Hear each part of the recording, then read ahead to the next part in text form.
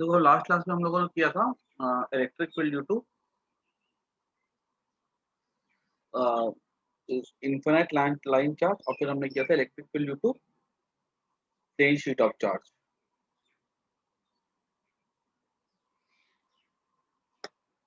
आज ना कुछ छोटे छोटे क्वेश्चन हम लोग पहले करते हैं, उसके बाद हम लोग आगे बढ़ेंगे।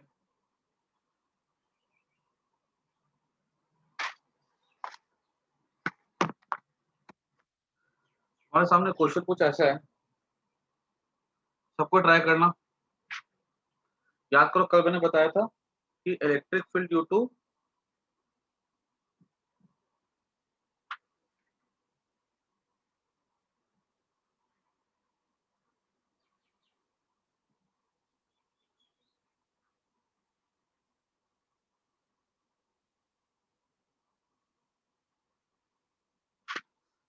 Lambda upon 2 pi epsilon naught R. ठीक है, ये था electric field due to infinite long wire. ठीक है, कल हमने देखा था। एक क्वेश्चन लो तो जल्दी से, क्वेश्चन सॉल्व करना सबको। बोला कि दो पैरेलल वायर है ऐसे करके, काफी लंबी है, इन्फिनिट लॉन्ग है। इस पे charge density lambda coulomb per metre है, इसमें minus lambda coulomb per metre है। ठीक है, अरे डिस्टेंस ऑफ 2r है in free space. What is the electric field at the mid point? बीचों बीच में यहाँ पे इलेक्ट्रिक फील्ड क्या होगी? और तुम्हारे पास ऑप्शन है lambda upon 2 pi epsilon naught R, 0,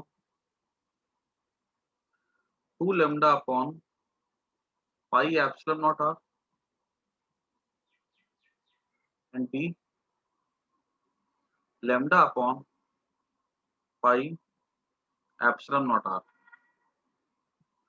फटाफट जल्दी से मेरे को बताओ क्या इसका ऑप्शन सही ऑप्शन कौन सा। ठीक है, ये नीट में आया हुआ सवाल है 2019 में, आसान सवाल है। ठीक है, तुम कर सकते हो आराम आराम से, कोई दिक्कत नहीं है। ओके अच्छी, बाकी लोग बोलो क्या होगा आंसर, सबके बोलो। तुम्हारे सामने मैंने फॉर्मूला लिख दिया है। ठीक है, तुम खुद तो दिमाग बुद्धि चलाओ अपनी।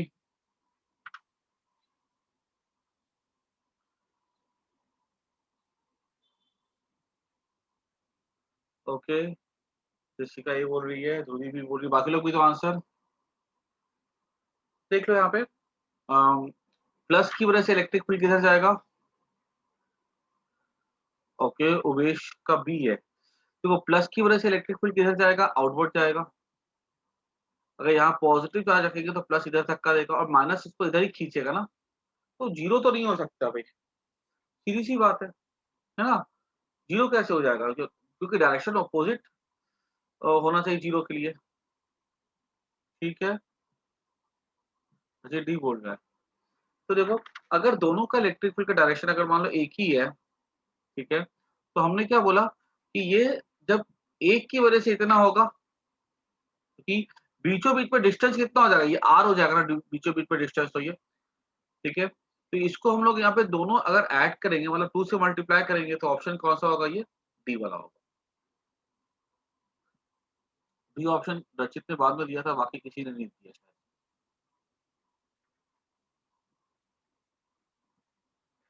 आया समझ में? देखो क्या है, खाली फॉर्मूला याद रखना है, एक लाइन का सॉल्यूशन है। ठीक है, अच्छा उसके बाद आगे आते हैं। अब देखते हैं, अब सबको जवाब देना है। ठीक है, क्वेश्चन क्या सुना ध्यान से, छोटा सा रिवीजन है। Flux linked with close surface क्या होता है? Charge enclosed bye epsilon naught, ये सबको पता है। क्वेश्चन क्या बोला गया कि एक सिलेंडर है,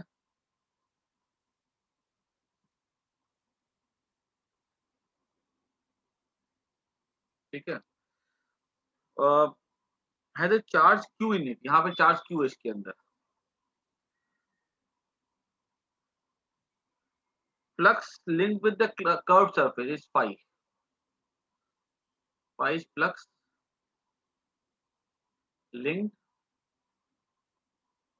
विथ कर्व्ड सरफेस। ठीक है, तो हमें बताना है, ठीक है, कि यहाँ पे प्लेन ए है, यहाँ पर प्लेन सी है और यहाँ पर प्लेन बी है। तो बी के साथ कितना फ्लक्स है, फाई है। तो हमें बताना है कि ए के साथ कितना फ्लक्स होगा, फ्लक्स विथ ए। ठीक है, और तुम्हारे पास ऑप्शन है, इसका आंसर सबसे एक्सपेक्ट करो हमें सबको ही देगा, ए 1 2 5/3, थर्ड है Q/ε0 -5, और फोर्थ ऑप्शन है 1/2। चलो फटाफट आंसर दो। 2007 का सवाल है ये नीट का, कुछ टफ नहीं है। एक एक सही बताओ ना, फॉर्मूला पता हो और थोड़ा दिमाग चलता हो, फटाफट आंसर आएंगे।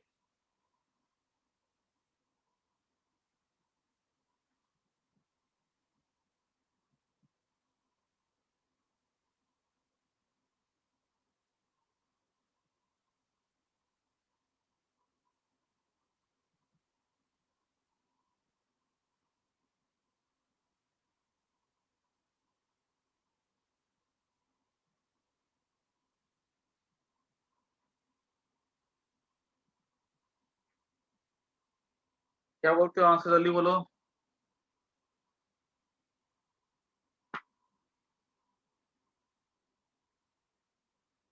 तुम्हें सिर्फ निकालना फ्लक्स विथ ए है।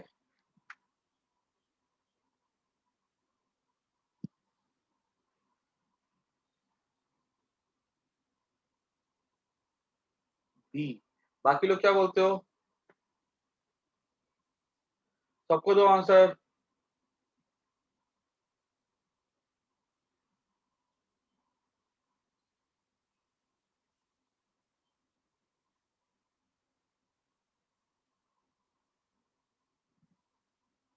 थर्ड, बाकी लोग भी दो आंसर। One, no. देखो इधर ध्यान से देखो, टोटल फ्लक्स लिंक कितना हो जाएगा क्लोज बॉडी के साथ, तो हमको पता Q/ε0 है ना। ठीक है, टोटल के साथ है, ये कर्व कर्व वाला भी आ गया, फ्लैट वाला भी आ गया, क्लोज बॉडी में तीनों आ गए।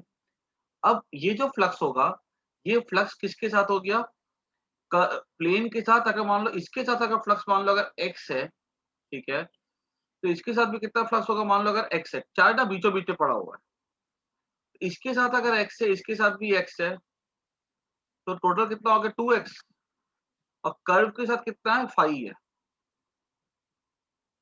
मैं लिख सकता हूँ 2x, x कितना हो गया 1/2। This is answer. देखो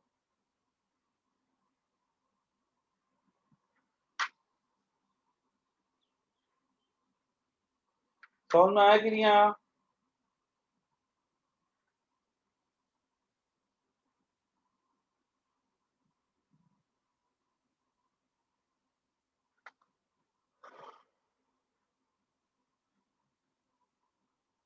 तो फटाफट नोट कर दो।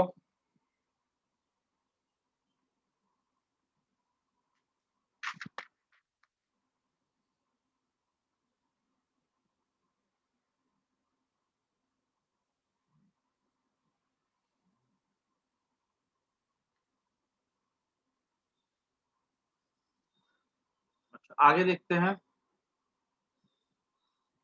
नेक्स्ट क्वेश्चन, सबको ट्राई करना। बोला गया कि गॉसियन सरफेस है जिसका रेडियस r है,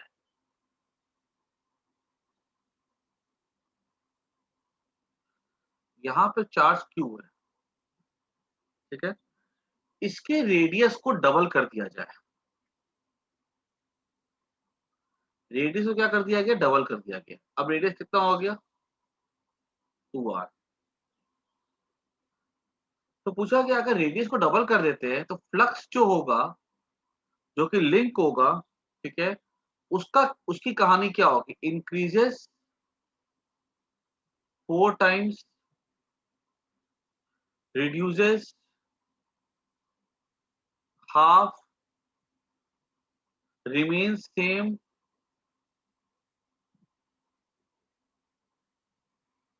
and चौथा is doubled.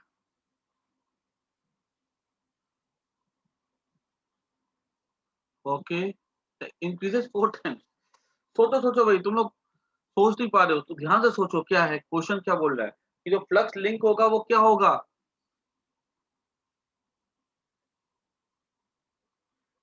क्वेश्चन पूछा कि फ्लक्स के बारे में, अच्छे ध्यान से सोचो, सब कुछ सोचो भाई, तुम लोग नहीं सोचोगे दिमाग नहीं चलेगा तुम लोग का, नहीं तो आसान सवाल है ये सब, एकदम से लल्लू लल्लू सवाल सब है।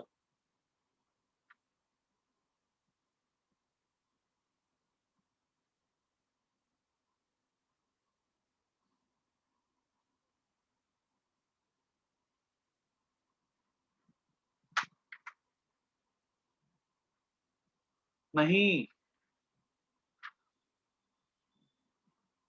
अच्छा, कोई थर्ड बोला है क्या? ठीक है पूजन, वेरी गुड रूबी, ठीक है। देखो, चलो कुछ बच्चों ने सही आंसर दिया है।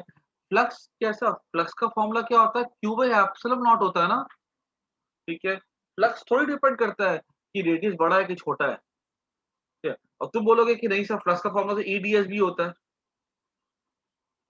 तो ठीक है ना भाई। अगर अगर तुम ये आर्ग्यू करते हो कि एरिया बढ़ेगा तो फ्लक्स बढ़ना चाहिए, लेकिन पता है क्या होता है, अगर रेडियस बढ़ेगा तो एरिया बढ़ेगा, तो उससे इलेक्ट्रिक फील्ड भी तो घटता है ना। इन सच में कि फ्लक्स क्या रहेगा हमेशा, क्यू बाई एप्सिलॉन नॉट रहेगा। ये एक्चुअली क्वेश्चन आ चुका हुआ है 2012 में, नहीं एक मिनट, 2011 में आ चुका हुआ डेट पे। तो देखो, खाली बेवकूफ बनाने के लिए क्वेश्चन इन लोगों ने पूछा था कि अगर मान लो चार्ज अगर ऐसा है, ठीक है, ऐसा ड्रॉ किया, ऐसा ड्रॉ किया, ऐसा ड्रॉ किया, ऐसा ड्रॉ किया, सबके साथ फ्लक्स क्या रहेगा? क्यू बाय एप्सिलॉन नॉट ही रहेगा। बात समझ में आई कि नहीं आई?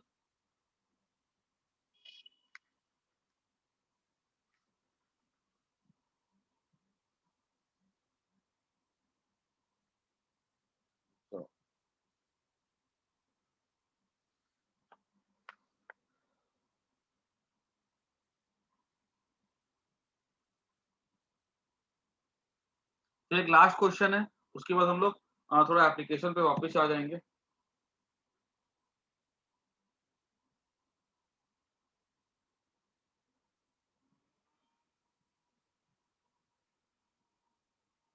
तो ये वाला क्वेश्चन तो पता है, एक 2000, 1996, 2003, ठीक है, 4 बार 2012, बाप रे बाप, 4 बार या 5 बार एक ही क्वेश्चन रिपीट किया गया है। 4 या 5 बार एक ही क्वेश्चन रिपीट किया गया, 5 बार एक क्वेश्चन रिपीट किया गया एक ही टाइम। क्वेश्चन क्या है? मतलब ये कि सेंटर ऑफ एक क्यूब है, ये सबको आना चाहिए, तो समझ लो कितनी बार एक ही क्वेश्चन इन लोगों ने घुमा फिरा करके पूछा।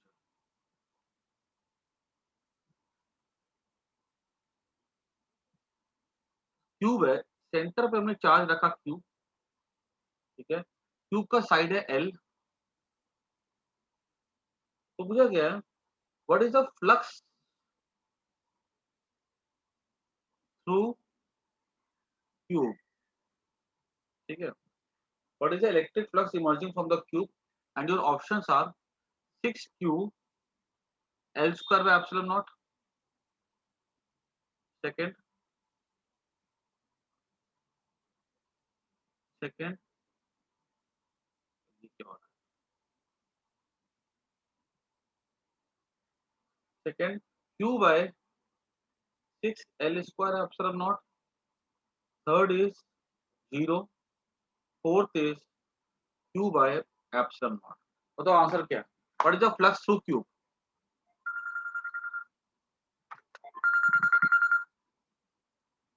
हेलो, हाँ हाँ, बोलो, हाँ बोलो अल्फा। हाँ मैं देख लेता हूँ, हाँ मैं देख लेता हूँ, ठीक है, रुको आधा घंटा, 1 घंटा रुको। हाँ बराबर है। बिल्कुल अभी भी क्लास चल रही है, मैं 4:30 तक देखूंगा। हाँ, ये बताओ तो इसका आंसर क्या होगा? सबको बताओ। यार ये सब एकदम एकदम लल्लू लल्लू क्वेश्चन है ये सब यार। Very good Ruby.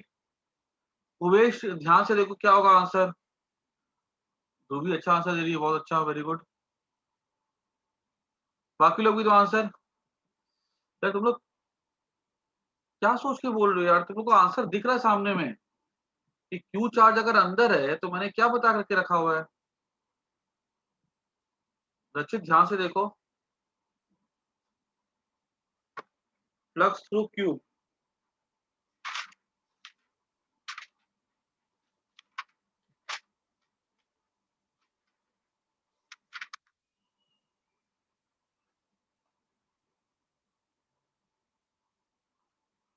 Okay Umesh सही है, वेरी गुड। देखो सीधी सी बात है, फ्लक्स थ्रू क्लोज्ड बॉडी क्या होता है? Charge enclosed bye epsilon not, खत्म, दिस इज आंसर। ये तुम लोग को पता है बेवकूफ बनाने के लिए खाली दिया हुआ है सब ऐसे। मैं तुमको बोल रहा हूँ ना, तुम लोग खाली तुम लोग को उस मॉड्यूल में देखना 2012 में, ठीक है, ये खाली 2003 में, 2001 में, 2000, 1996, ठीक है, तीन, ये 4 5 या 6 बार ये सवाल इस तरह के आ चुका हुआ है।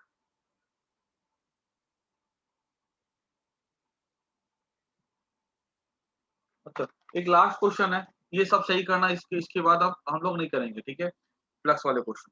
क्वेश्चन क्या है? Charge Q located centre of Q, ठीक है, क्यू वही है।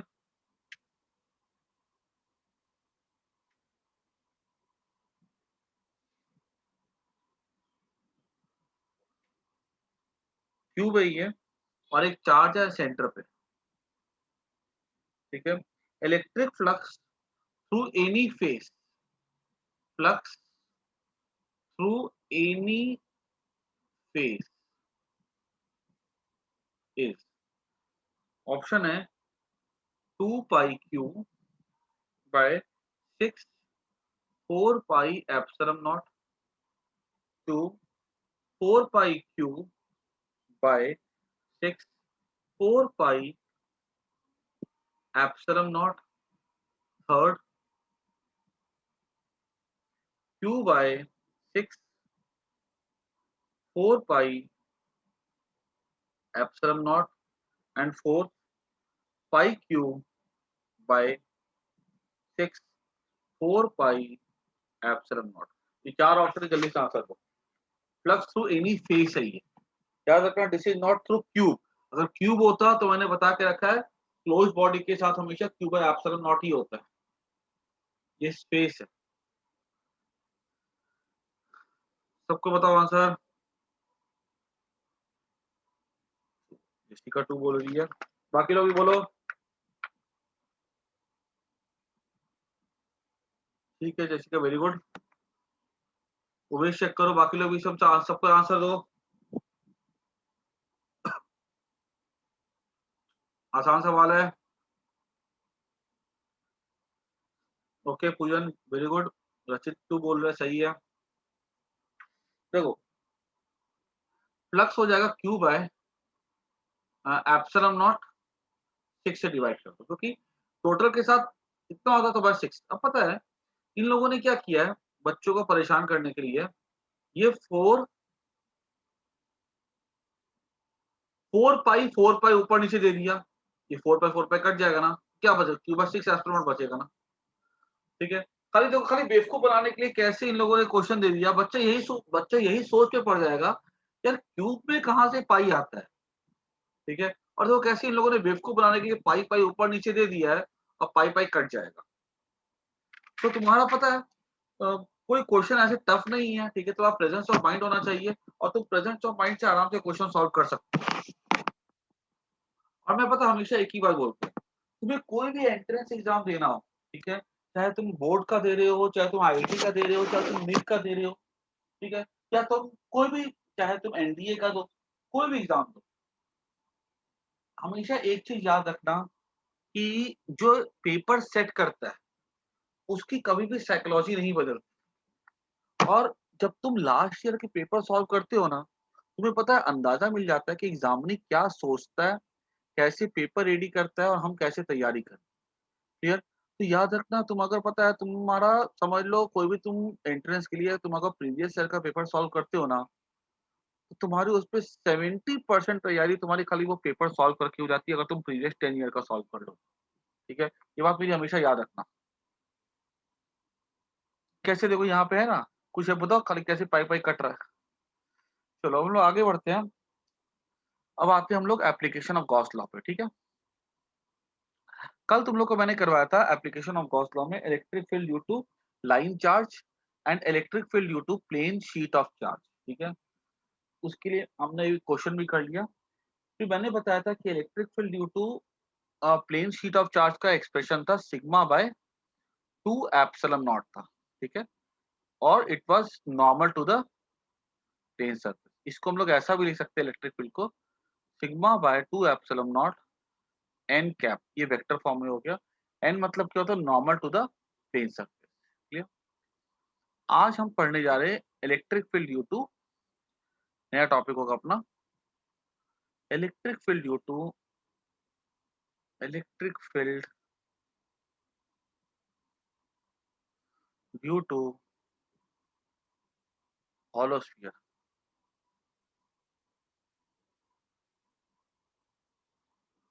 ठीक है? Due to uniformly charge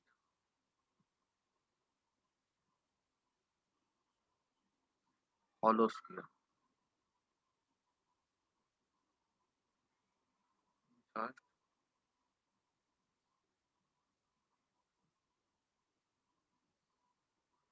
non conducting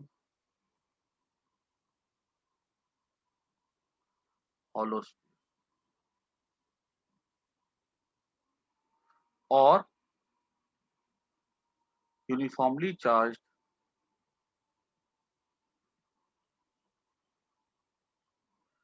conducting sphere. पहले ना तुम थोड़ी सी इस क्वेश्चन की ये टॉपिक की लैंग्वेज को समझो, जो मैं समझाना चाह रहा हूँ। देखो, अगर तुम्हारे एग्जाम में ये ऐसा बोल दे कि हमारे पास ऐसे करके ये है non conducting hollow sphere. Non conducting मतलब क्या होता है, जैसे प्लास्टिक का बना हुआ है, रबड़ का बना हुआ है, कैसे प्लास्टिक की बॉल आती है अंदर से हॉलो होती है, उस टाइप का। या ये अंदर से खोखला है ये, ठीक है? प्लास्टिक की बनी हुई है या रबड़ की बनी हुई है, लेकिन अंदर से ये हॉलो है। तो अगर हमने इसको यूनिफॉर्मली चार्ज कर दिया, मतलब यूनिफॉर्मली चार्ज मतलब इसके हर सेंटीमीटर स्क्वायर पे इक्वल चार्ज है, तो वो क्या हो गया, यूनिफॉर्मली चार्ज हो गया। So this example is of uniformly charged non-conducting, non-conductor मतलब प्लास्टिक रबड़ से बना हुआ है, hollow मतलब अंदर से खोखला है, sphere मतलब शेप तुमको समझ में आ रही है, यूनिफॉर्मली चार्ज मतलब हर एक सेंटीमीटर स्क्वायर पे equal charge. Clear? This is the first one. Second देखो, अगर मान लो यूनिफॉर्मली चार्ज कंडक्टिंग स्फीयर है, कंडक्टिंग मतलब क्या होता है, मेटल का बना हुआ है, ठीक है? मान लो ये बना हुआ है, स्टील का बना हुआ है, आयरन का बना हुआ है, ठीक है? और पूरा एकदम अंदर तक की मेटल भरा हुआ है, तो यूनिफॉर्मली चार्ज कंडक्टिंग स्फीयर। इसका और इसका मतलब एक ही होता है फिजिक्स में। कैसे? अगर ये मेटल का बना हुआ है, कंडक्टिंग है, हमने इसको अगर चार्ज दे भी दिया अगर अंदर में, तो तुमने ये बात पढ़ के रखी हुई है कि किसी भी कंडक्टर के अंदर चार्ज अंदर में नहीं रह सकता है। जैसे हम अंदर में चार्ज देंगे ना, वो चार्ज तुरंत रिपेल करेगा और सरफेस पे आ जाएगा। मैंने बताया था ना कि अंदर में इलेक्ट्रिक फील्ड नहीं होता है, क्योंकि अंदर में चार्ज नहीं हो सकता है। जैसे हम अंदर में चार्ज देंगे ना, ये चार्ज रिपेल करेगा और ऐसा आएगा कि सरफेस पे आ जाए इन सच ए वे कि आप एक दूसरे से वो ऐसा डिस्टेंस मेंटेन करेगा कि हर एक पे नेट फोर्स कितना लगे, 0, और ये सब स्टेशनरी रहते हैं, ठीक है? मैंने बोला था जैसे कि तुम मान लो अगर जैसे कि एग्जांपल दिया था ना कल मैंने, तुम कोई पिक्चर पिक्चर देखने जाते हो, शुरू में सब क्या होते हैं, सब साथ-साथ खड़े होते हैं, जैसे मूवी स्टार्ट होती है, सब अपनी-अपनी जगह पे जाके बैठ जाते हो और कोई भी अपनी जगह से हिलता नहीं। वैसे ही चार्ज के साथ है, जैसे हमने चार्ज डाला, शुरू के मुश्किल से लेस लेस देन 1/6 सेकंड में, ठीक है? ये सब हिलते-डुलते, ठीक है? सब अपनी-अपनी जगह खोजते, अपनी-अपनी जगह पे जाके बैठ जाते हैं, ठीक है? और ये चार्ज आ जा हो जाते हैं स्टेशनरी, ठीक है? इसलिए पता है इस टॉपिक को हम लोग इलेक्ट्रोस्टैटिक कहते हैं, बिकॉज़ यहाँ पे चार्ज कैसे होते हैं, स्टेशनरी होते हैं। तो छोटे से टाइम में जो होता है उसको हम लोग उतना ध्यान नहीं देते। अब देखो, अगर ये वाला केस देखो, चार्ज सारे सरफेस पे है, अंदर से हॉलो है। अगर हम ये वाला देखें, ये मेटल का बना हुआ है, ठीक है? चार्ज हमने दिया, लेकिन अभी भी चार्ज कहाँ पे? सरफेस पे। तो दोनों केस में तो चार्ज सरफेस पे, इसके अंदर मसाला होगा मेटल का, उससे क्या मतलब अपने को, ठीक है? चार्ज तो सरफेस पे ना। तो इसलिए ये दोनों की जो स्टडी होती है ना, सेम होती है। दोनों की स्टडी में कोई फर्क नहीं। अगर क्वेश्चन आ जाए non conducting hollow sphere, okay, and uniformly charge conducting sphere, okay, दोनों की कहानी बिल्कुल से सेम है, दोनों में कोई डिफरेंस नहीं, ठीक है? अच्छा, हम लोग को इसकी इलेक्ट्रिक फील्ड निकालनी है, तो इसको पहले तुम लोग नोट कर लो, ठीक है? This is uniformly charge non conducting hollow sphere, this is uniformly charge conducting sphere. मैंने यहाँ पे हॉलो नहीं लिखा है, और यहाँ मैंने शेड कर दिया दिखाने के लिए कि अंदर में मेटल है, और charge is on the outer surface only, ठीक है? आगे बढ़ते हैं। तो ये बात समझ में आ गई कि दोनों कैसे सिमिलर है। अब अगर हम आगे देखें इलेक्ट्रिक फील्ड निकालने के लिए, ठीक है? यहाँ पे हमारा ऐसे करके यूनिफॉर्मली चार्ज है,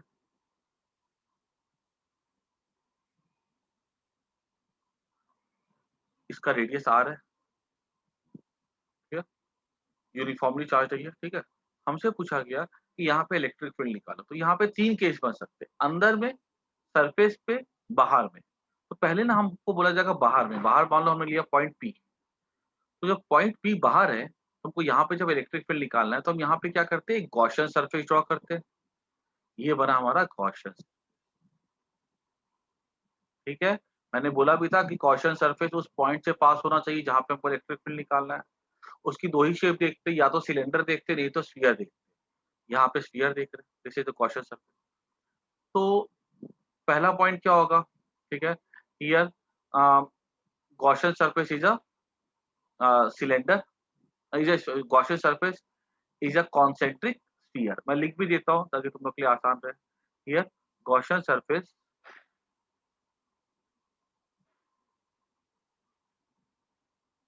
इज कॉन्सेंट्रिक स्फीयर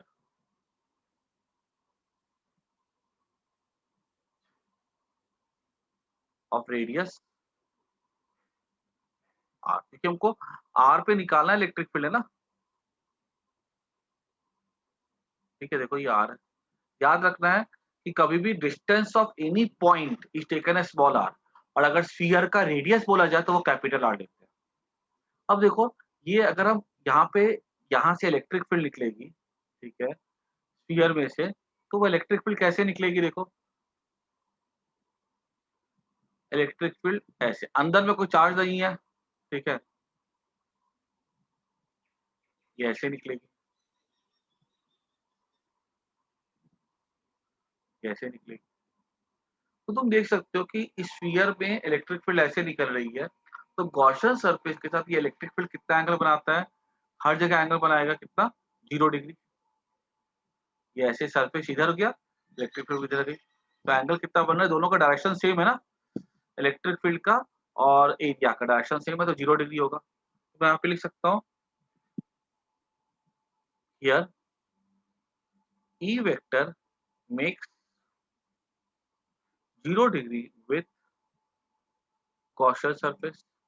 और गॉसियन सरफेस के साथ जो एंगल जो बनते हैं ना, वो हम ऐसा चूज ही करते हैं कि एंगल 0 या 90 बने। Point number 2, calculate EDS. तो हम यहाँ पे करेंगे, ये एक ही गॉसियन सरफेस, रेड वाला तो एक ही सरफेस है, तो ई डी एस, थीटा कितना है, cos 0 डिग्री है, तो ई तो कांस्टेंट होगा हर पॉइंट पे, क्योंकि सेंटर से हर पॉइंट की दूरी सेम है ना, स्मॉल आर है, तो ई तो सेम ही होगा। तो यहाँ पे ई को बाहर निकाल दो, cos 0 1 हो जाएगा, circular integration of D S, E into 4 pi r² हो जाएगा ये। थर्ड स्टेप, चार्ज एनक्लोज, ये हो जाएगा क्यू। कितना चार्ज दिया गया इस सरफेस को, मान लो क्यू दिया गया, ठीक है, चार्ज एनक्लोज कितना क्यू है, ये क्वेश्चन में दिया जाएगा कि इसका रेडियस आर है, चार्ज क्यू है। तो अब क्या करना है, यूज करते हैं Gauss theorem, EDS Q I by epsilon naught. EDS कितना है, ई इंटू 4 पाई r² है, Q I by epsilon naught, तो ई क्या हो जाएगा, Q by 4 pi epsilon naught r²। ठीक है, this is our electric field. और देखो, ध्यान से देखो ना, तो ये जो स्फीयर है ना, ठीक है, this behaves like a point charge placed at centre, क्योंकि ये पॉइंट चार्ज का भी फॉर्मूला था। ठीक है, तो हम लोग ऐसा बोल सकते हैं, the hollow sphere behaves like a point charge placed at the centre. ठीक है, इसको नोट कर दो फटाफट, कुछ खास नहीं है। और इस बार तो पता है, तो तुम लोग का तो सिलेबस नहीं आया अभी तक की, लेकिन पिछली बार बोर्ड के सिलेबस पे इसको नहीं रखा गया था, क्योंकि पिछली बार क्या स्कूल का थोड़ा सिलेबस कम किया गया था, तो उसमें ये पार्ट हटा दिया गया था। लेकिन तुम लोग का कोई गारंटी नहीं है कि हटेगा कि नहीं हटेगा, वैसे हर साल रहता है ये।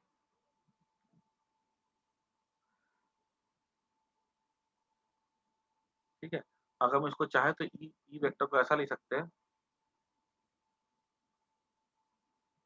Q by r², are cap. ठीक है, और कभी कभी ना हम लोग इसको ऐसा भी लिख सकते हैं, E equals to Q by 4, देखो 4 पाई r² क्या होता है, ए सरफेस एरिया होता है, तो क्यू बाय सरफेस एरिया क्या हो जाएगा, सिग्मा हो जाएगा ना, charge density by epsilon naught R cap. इसको हम लोग कभी कभी इस फॉर्मेट में भी लिखने के लिए बोला जा सकता है, तो हम इसको ऐसा भी लिख सकते हैं। And this is nothing new, सिर्फ चार्ज बाय 4 पाई r², 4 पाई, एक बार सॉरी, यहाँ पे नहीं आएगा, ये सरफेस की आता है, ये नहीं आएगा, यही तक ही रहेगा,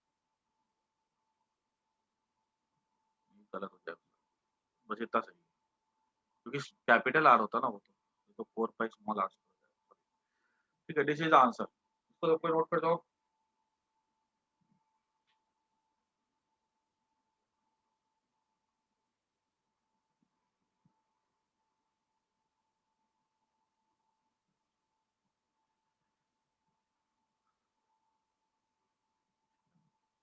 अब सोचो, अगर हम बाहर से चल करके आते हैं, आते हैं, आते हैं, आते हैं, सरफेस तक के आते हैं, तो सरफेस पे आके इलेक्ट्रिक फील्ड क्या हो जाएगा, मैं लिख सकता हूँ ऑन सरफेस इलेक्ट्रिक फील्ड हो जाएगा 1/4 pi epsilon naught Q by, surface के लिए दूरी कितनी है सेंटर से, कैपिटल आर है, क्यू बाय r² हो जाएगा। ठीक है, स्मॉल आर को हमने किससे पुट कर दिया, और सरफेस के लिए हम लिख सकते हैं क्यू/4, इसको लिख सकते हैं हम लोग area sigma by epsilon naught R. ये ये खाली सरफेस के लिए होगा, तुम यहाँ नहीं लिख सकते, बिकॉज यहाँ पे ये स्मॉल आर रेडियस थोड़ी ना है। 4 पाई इंटू रेडियस का स्क्वायर क्या होता है, सरफेस एरिया होता है, चार्ज बाय सरफेस एरिया क्या हो जाता है, और चार्ज डेंसिटी हो जाता है। ठीक है, इसको नोट कर दो।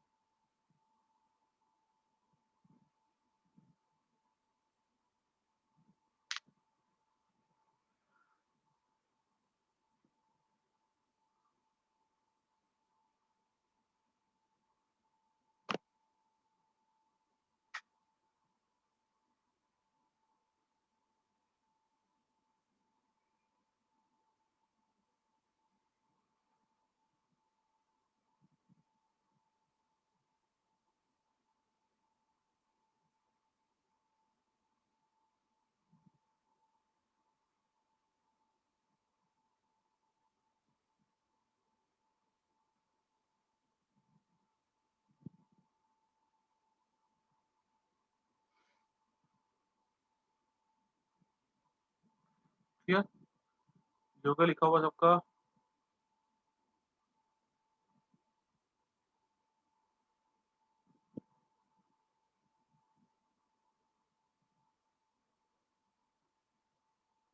आगे बढ़ते हैं। ठीक है, ये हमारे दो केस हो गए, आउटसाइड हो गया, सरफेस हो गया।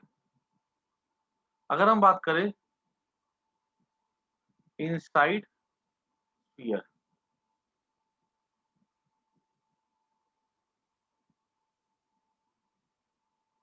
मान लो अगर स्फीयर के अंदर की बात करें,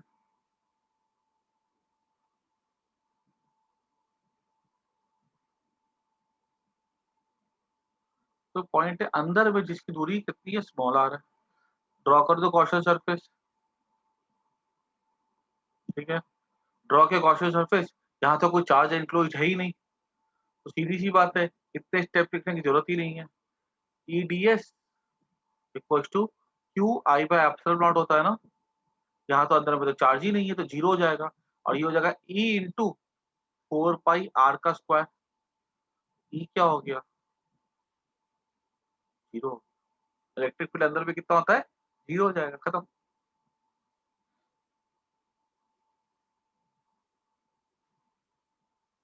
अंदर में कोई इलेक्ट्रिक फील्ड नहीं होगा।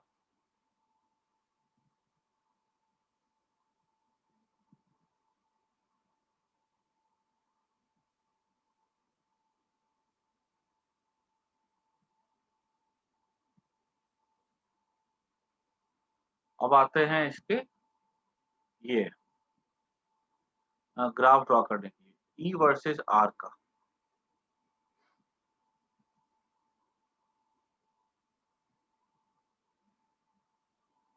अंदर में इलेक्ट्रिक फील्ड जीरो होता है कैपिटल आर तक की, ठीक है। तो अगर अंदर इलेक्ट्रिक फील्ड जीरो होगा तो मैंने इसको कैसे दिखाया, ऐसा दिखा दिया,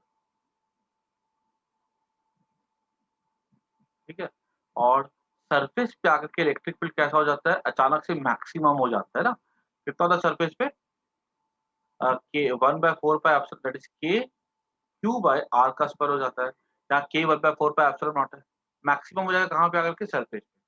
तो स्ट्रेट लाइन से दिखा देता हूँ मैं, इसका ग्राफ एग्जाम में आता है ड्रॉ करने के लिए,